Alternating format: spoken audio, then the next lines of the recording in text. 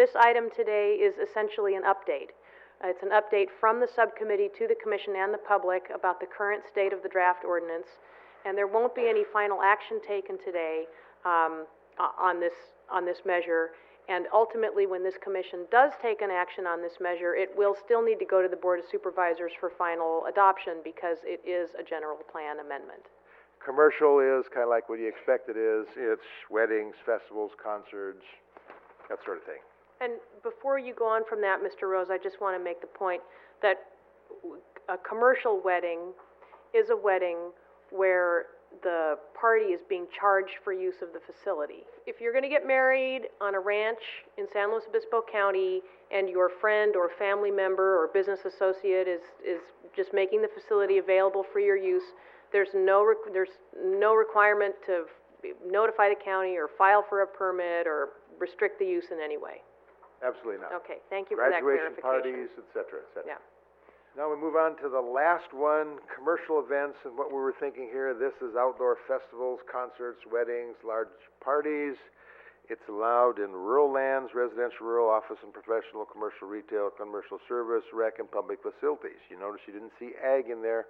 That's going to be a contention.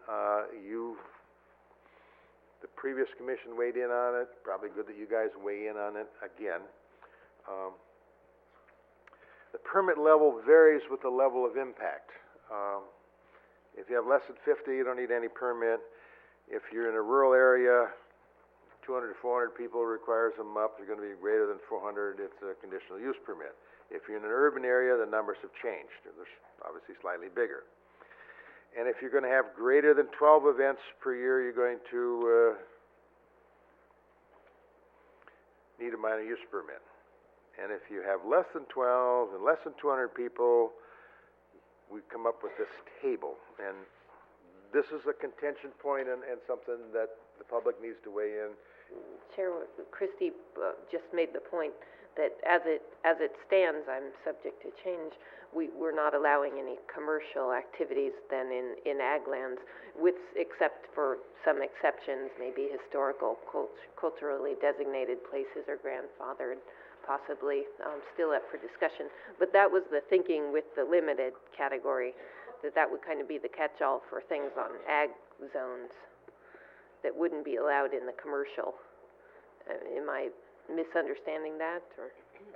Again, Michael Eisenstein with the Agriculture Department. I think there's some disjointed pieces still based on the actions taken at the last Planning Commission meeting where agriculture was removed from the commercial events. This table was created initially with agriculture included and with the allowance of commercial events on agricultural land. It's what are applicants expected to do today for special and temporary events? The current, excuse me, Karen Hall. The current ordinance is just called temporary events.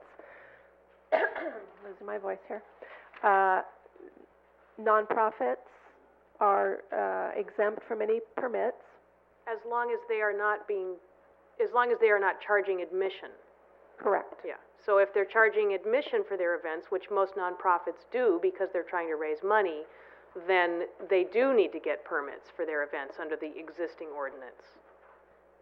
That's correct. Well, I think the presentation really cleared up a lot of misconceptions that members of the public may have formed as a result of some email alerts that have been circulating, which we're all for anything that encourages people to come and participate in the public planning process, but we would like for that participation to be accurately informed, and we don't want people to be wasting their time thinking that things are being considered or proposed that aren't in fact being proposed.